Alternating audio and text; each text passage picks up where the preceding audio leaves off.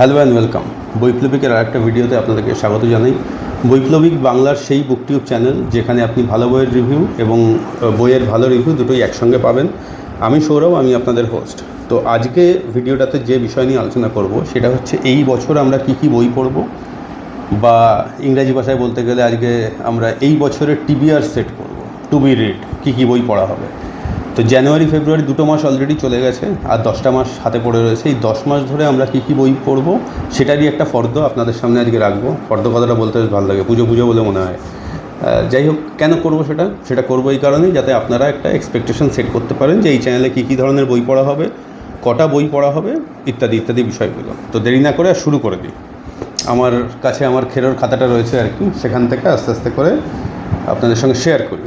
March মাসে আমরা যে বইটা পড়ব সেটা হচ্ছে পুতুল নাচের ইতিকথা, মানিক বন্দ্যোপাধ্যায়ের। তার পদ্মাবতীর মাঝি আমি পড়েছিলাম, আপনারা হয়তো অনেকেই পড়েছেন। অসাধারণ গল্প, শুধু বাংলা সাহিত্যের এপার বাংলা ওপার বাংলা মিলিয়ে অন্যতম সেরা সাহিত্য নয়, বিশ্ব সাহিত্যের ক্ষেত্রেও অন্যতম সেরা, সেটা বলার খুব একটা অপেক্ষা রাখে না। তো এইটা আমরা মার্চে পড়ব। এই অলরেডি আমি বইটা পড়তে শুরু করে দিয়েছি। আচ্ছা, এপ্রিলে আমরা পড়ব হচ্ছে মহাশ্বেতা দেবীর অরণ্যের অধিকার। বিরসা মুন্ডা যে জনজাতি বিদ্রোহে এবং সেই তাদের যে মুভমেন্ট হয়েছে, সেই মুভমেন্টে তাদের চেতনায়, তাদের আন্দোলনে কতটা জড়িয়ে আছেন, এই বইটা পড়লে তার মানে একটা পরিষ্কার ধারণা পাওয়া যায়। সেই আন্দোলন কখনো ব্রিটিশ সরকারের বিরুদ্ধে হয়েছে, কখনো স্বাধীন ভারতবর্ষের সরকারও হয়েছে, যেটাকে হিন্দিতে বলে জল জঙ্গল জমিন। এই যে আন্দোলনটা, এই তিনটে জিনিসের জন্যে আদিবাসীদের যে আন্দোলন, এটা যুগে যুগে চলে এসছে। যেমন বললাম, তার বিস্তৃত যে বলতে পারেন পটভূমিকা, এবং তাই নিয়ে সেখানকার মানুষদের কথাবার্তা, তাদের জীবন দর্শন, সমস্ত কিছুই উঠে এসছে এই বইতে। খুব হার্ড হিটিং উপন্যাস, তাই আমি শুনেছি প্রথমবারের জন্য পড়ব, নিশ্চয়ই আপনাদের সঙ্গে সমস্ত কিছু শেয়ার করব। আমরা মে মাসে পড়ব হচ্ছে তিতাস একটি নদীর নাম, অদ্বৈত মল্লবর্মণের। বাংলা সাহিত্যের আরেকটি অসাধারণ সৃষ্টি। আমরা নিশ্চয়ই যখন পড়ব তখন সমস্ত কিছুই শেয়ার করব, আর যখন যে বইটা পড়ব তখন সেই বইয়ের প্রকাশনী, তার দাম ইত্যাদি ইত্যাদি সমস্ত কিছুই শেয়ার করা হবে। তো এই জুন মাসে অনেকেরই ভীষণ প্রিয় বই, কোয়েলের কাছে, বুদ্ধদেব গুহর। ভদ্রলোক পেশায় চার্টার্ড অ্যাকাউন্টেন্ট ছিলেন, কিন্তু এমন গল্প লিখতেন হিসাবপত্রের পৃথিবীর বাইরে বেরিয়ে, যা আমাদের মনকে ছুঁয়ে গেছে। গত প্রজন্মেও ছুঁয়ে গেছে, এই প্রজন্মেও ছুঁয়ে যাচ্ছে, আমি নিশ্চিত যে আগামী আরও অনেক প্রজন্ম ধরে ছুঁয়ে যাবে। এই বইয়ের ইলাস্ট্রেশনটা আমার খুব প্রিয়। ইলাস্ট্রেশনটা বেশ কল্পনার জন্ম দেয় আর কি, দারুণ। পড়বো এটা। জুলাই মাসে আমরা একটা বিতর্কিত বই পড়ব। তখন বিতর্কিত ছিল, এখন কি পরিস্থিতি জানি না। সেটা হচ্ছে সমরেশ বসুর বিবর। অশ্লীলতার দায়ে বইটা ব্যান করা হয়েছিল সেই সময়। আজকের দিনে সেটা কতটা যুক্তিযুক্ত মনে হয়, যুক্তিপূর্ণ মনে হয়, সেটা পড়লে বুঝতে পারবো এবং আপনাদের সঙ্গে শেয়ার করব, আলোচনা হবে। এটা হয়ে গেল আমাদের জুলাই পর্যন্ত। অগাস্টে আমরা পড়ব হচ্ছে নির্মাল্য মুখোপাধ্যায়ের প্রভু আমার প্রিয়। কেন এই বইটা এই মাসে পড়ব, তার কারণ হচ্ছে অগাস্ট মানে হচ্ছে 15ই আগস্ট, এবং স্বাধীনতা বলতে যে ভদ্রলোকের কথা অস্বীকার করা যায় না, পছন্দ হোক বা অপছন্দ হোক সেটা আলাদা ব্যাপার। এটা পলিটিক্যাল চ্যানেলও না, এটা ইতিহাসের চ্যানেলও না। তো সেই জন্যই বললাম যে পছন্দ অপছন্দ ব্যক্তিগত ব্যাপার, কিন্তু তার ভূমিকা অস্বীকার করা যায় না। সেখান থেকে দাঁড়িয়ে এই উপন্যাস আমরা পড়ব। আমি অ্যাকচুয়ালি এই উপন্যাসটা আগে পড়েছি যখন দেশে ধারাবাহিকভাবে এটা বেরোতো, সেই সময় খুব ভালো লেগেছিলো। নির্মল মুখোপাধ্যায়ের লেখা আমার খুব ভালো লাগে, নতুনদের মধ্যে খুবই ভালো লেখেন আর কি। তো আমরা তার কাছ থেকে নিশ্চয়ই আরও ভালো লেখা বা আরও অন্য রকমের লেখা এক্সপেক্ট করব। তো এটা হলো অগাস্ট। সেপ্টেম্বরে আমরা পড়ব হচ্ছে শরদিন্দু বন্দ্যোপাধ্যায়ের তুঙ্গভদ্রার তীরে। মলার দেহে কিছুই বুঝতে পারলেন না, বুঝতে পারার কথাও নয়। এটা শরদিন্দু বন্দ্যোপাধ্যায়ের ঐতিহাসিক উপন্যাস রয়েছে, এবং উপন্যাস সমগ্র তৃতীয় খণ্ড। আমি একবার একটু দেখিয়ে দিই, এটা হচ্ছে তৃতীয় খণ্ড। এর মধ্যে শুধু ঐতিহাসিক উপন্যাসগুলোই রয়েছে। তো কী কী উপন্যাস আছে আপনাদের যদি কাজে লাগে বলেও দিই। কালের মন্দিরা, গৌর মোল্লার তুমি সন্ধ্যার মেঘ, কুমার সম্ভবের কবি, আর শেষ উপন্যাস হচ্ছে তুঙ্গভদ্রার তীরে। আমরা সেটাই পড়ব, বিখ্যাত উপন্যাস পড়ে ফেলব। হয়ে গেল সেপ্টেম্বর। অক্টোবরে আমরা পড়ব হচ্ছে তারাশঙ্কর বন্দ্যোপাধ্যায়ের হাসুলি বাঁকের উপকথা। নতুন করে কিছু বলার নেই, বাংলা সাহিত্যের ক্লাসিক। এর মধ্যে যে লেখাগুলো বললাম তার মধ্যে বেশ কিছু লেখা আমাদের বাংলা বাংলায় মানে অনার্স বা মাস্টার ডিগ্রিতে পড়ানো হয় বিভিন্ন ইউনিভার্সিটিতে, সেটা ক্যালকাটা ইউনিভার্সিটি হোক, বর্ধমান হোক, যা ইউনিভার্সিটি আছে, কল্যাণ ইউনিভার্সিটি হোক, বিভিন্ন জায়গাতেই এগুলো পড়ানো হয়। তার ফলে যারা স্টুডেন্ট তারা যদি আমাদের চ্যানেলের সঙ্গে যুক্ত হন, লাভ হতে পারে, নাও হতে পারে, বাট ক্ষতি ডেফিনেটলি হবে না। আচ্ছা, এবার আমরা চলে যাব হচ্ছে নভেম্বরে আমরা পড়ব আর একটা জেম। কী পড়ব? আমরা পড়ব পথের পাঁচালী পড়ব বিভূতিভূষণ উপন্যাস সমগ্র। এটার পাবলিশার পতিতপাবন, যদিও যখন এটা পড়া হবে তখন আরও বিস্তারিতভাবে দেওয়া হবে। এর প্রথম খণ্ডে 1, 2, 3, 4, 5, 6, 7টা উপন্যাস রয়েছে। তার মধ্যে প্রথম উপন্যাস হচ্ছে পথের পাঁচালী।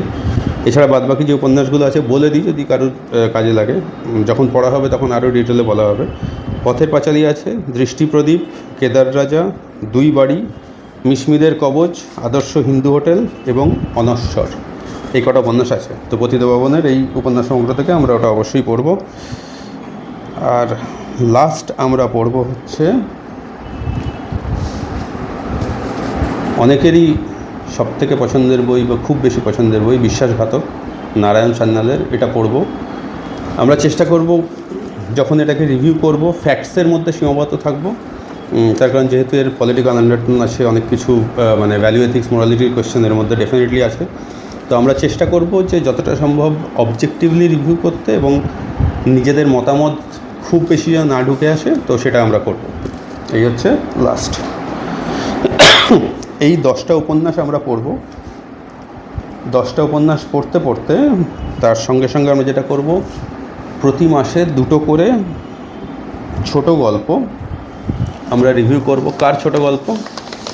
যার কথা না আসলে বাংলা বই পড়ারও মানে হয় না, বাংলা বইয়ের বুকটিউব চ্যানেল খোলারও মানে হয় না। গল্পগুচ্ছ থেকে রবি ঠাকুরের লেখা প্রতি মাসে 2টো করে গল্পের রিভিউ আমরা এই চ্যানেলে দেবো। তো 10 মাস আছে, 20টা রিভিউ হয়ে যাবে। ইটস নট ব্যাড, খুব খারাপ নয়। এই হচ্ছে ছোটো গল্পের আমাদের মোটামুটি যা প্রজেকশন আছে। দেশে মাঝে মাঝে বেশ কিছু গল্প বেরোয়, সেগুলো আমরা চেষ্টা করব কভার করতে। কতটা হবে জানি না, তবে চেষ্টা ডেফিনেটলি থাকবে। প্রবন্ধের ক্ষেত্রে আপনাদের হয়তো মনে থাকবে 2022-এ আনন্দবাজার পত্রিকা থেকে গত 100 বছরের সেরা প্রবন্ধের একটা প্রবন্ধ এবং কবিতার সংকলন বেরিয়েছিল। উপন্যাস সমগ্রও বেরিয়েছিল, ছোটো গল্পের সমগ্রও বেরিয়েছিল। তো এখান থেকে আমরা ভালো ভালো প্রবন্ধ খুঁজে মাঝে মাঝে রিভিউ ডেফিনেটলি করব। তার ফ্রিকোয়েন্সি কতটা হবে সেটা বলা একটু মুশকিল, তার কারণ অলরেডি যা পাইল আপ হয়ে যাচ্ছে, মানে যত বই পড়া হবে বলে ভাবছি হবে, বাট সেটা করতে গেলে বেশ সময় লাগবে, মাইনিউটলি জিনিসগুলো দেখতে হবে, কিন্তু আসবে প্রবন্ধ। কবিতার মধ্যে কিছু কবিতার বই আমার কাছে এখানে রয়েছে, হাতের সামনে আপনাদের একটু দেখাই। মোটামুটি এই ধরনের কবিতার রিভিউ আসবে। জসীমউদ্দিনের শ্রেষ্ঠ কবিতা, আমার কাছে নীরেন্দ্রনাথ চক্রবর্তীর 5টা কবিতা সমগ্রই রয়েছে, আপাতত 5 নম্বরটাই রয়েছে, আরও 4টে আছে অন্য জায়গায়। শক্তি চট্টোপাধ্যায় আমার ভীষণ প্রিয় কবি, কিছু মায়া রয়ে যায়, সকলে প্রত্যেকে একা, মানুষ বড় কাঁদছে। জয় গোস্বামীর একটা রয়েছে ঘুমিয়েছে ঝাউপাতা, বেশ বিখ্যাত বই, অনেকেই পড়েছেন হয়তো। মূর্খ বড় সামাজিক নয়, এটাও একটা শঙ্খ ঘোষের বই। তো এই রকম বেশ কিছু রয়েছে, হতে থাকবে। আর নাটক, সাহিত্যের তো 5টা অঙ্গ, তার মধ্যে শেষ হচ্ছে নাটক। ইম্পর্টেন্স অনুযায়ী শেষ একেবারেই বলতে পারি না, জাস্ট ক্রোনোলজিক্যালি 5 নম্বরে আসলো। তো নাটকও আমাদের অবশ্যই পড়া হবে, চেষ্টা করা হবে, যদি না পড়া যেতে পারে তাহলে অন্তত নাটক দেখে এসে রিভিউ তো দেওয়াই যাবে।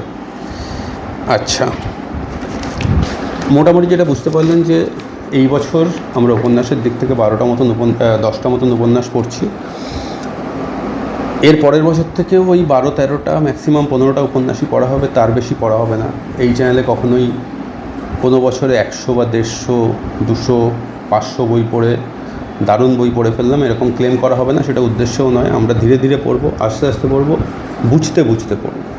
যে পয়েন্টটা আমরা এখন অনেকেই পড়তে গিয়ে মিস করে যাই, আমরা শুধু বই পড়ার ক্ষেত্রে নাম্বারগুলো ভাবি, আমরা বই পড়ে কী শিখলাম সেটা আমরা আত্মীকরণ করতে পারলাম কি না, বই থেকে যে জীবন দর্শন আমরা পেলাম তার ফলে আমাদের নিজের জীবন দর্শন বদলালো কি না, আর একটু এনরিচড হলো কি না, আর একটু সুন্দর হলো কি না, সেগুলো আমরা করতে চাই না। যার ফলে আমার মনে হয় যে সবার ক্ষেত্রে নয়, কিন্তু অনেক ক্ষেত্রেই আজকে বই পড়ার ফলে মস্তিষ্কের পুষ্টি যেটা হওয়ার কথা ছিল সেটা সবসময় হচ্ছে না। আমরা চেষ্টা করব সেইটাই, যে মস্তিষ্কের পুষ্টির দিকে চলে যাওয়ার জন্য, এবং বই পড়ার মাধ্যমে আমরা যেন বইটাকে ভালো করে বুঝতেও পারি, তার সঙ্গে সঙ্গে আমাদের নিজেদের জীবনেরও যেন একটু উন্নতি হয়, আমাদের নিজেদের জীবন বোধেরও একটু উন্নতি হয়। তো এইটা হচ্ছে মোটামুটি ব্যাপার।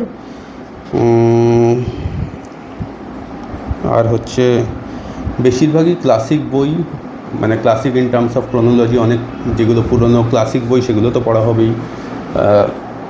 সমকালীন যে সমস্ত লেখা ভালো হচ্ছে সেগুলোও অবশ্য পড়া হবে, সাহিত্য একাডেমি পড়া হবে।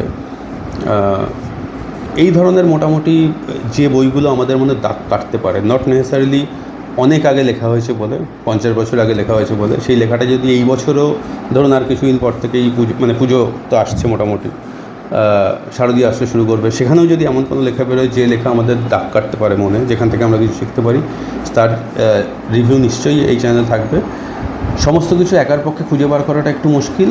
যদি একার পক্ষে খুঁজে বের করতে না পারি, আপনারা কমেন্ট করে জানাতে পারেন সেরকম কোনো লেখার যদি আপনারা সন্ধান পান, তাহলে আমরা নিশ্চয়ই চেষ্টা করব সেই লেখাকে এই চ্যানেলে নিয়ে আসতে।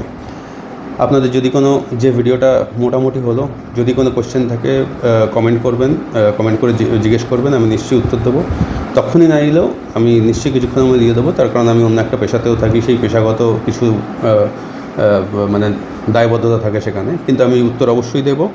ভালো সাজেশন দিলে নিশ্চয়ই সেই বই এখানে পড়া হবে, বা যে কোনো রকম সাজেশন যেটা সেই বই যদি আমি জোগাড় করতে পারি তাহলে নিশ্চয়ই পড়া হবে। বাই দ্য ওয়ে, আমার একটা ইংরাজি বই রিভিউয়ের চ্যানেলও আছে, সেটার নাম হিজ লিটারারি উইজডম। সেই চ্যানেলটার লিঙ্ক আমি দিয়ে দেবো ডেসক্রিপশন বক্সে। যদি আপনারা মনে করেন, যদি আপনারা ইংরেজি বই পড়েন, যদি ইন্টারেস্টেড হন, তাহলে কিন্তু আপনারা সেই চ্যানেলটাতেও সাবস্ক্রাইব করে জয়েন করতে পারেন। যেরকম এখানে একটা টিবিএল লিস্ট হয়েছে, ওখানেও একটা টিবিএল লিস্ট হয়েছে।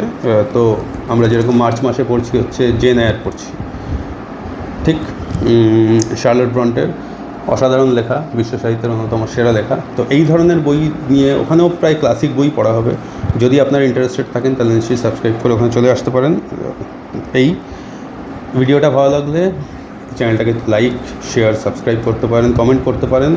অবশ্যই যদি ভালো লাগে, ভালো না লাগলে সেটার কোনো দায়বদ্ধতা নেই। তো এই মোটামুটি বলার, চলুন একসঙ্গে ভালো বই পড়ি, মস্তিষ্কের পুষ্টি ঘটাই এবং একসাথে এগিয়ে যাই। ভালো থাকবেন, পিস আউট।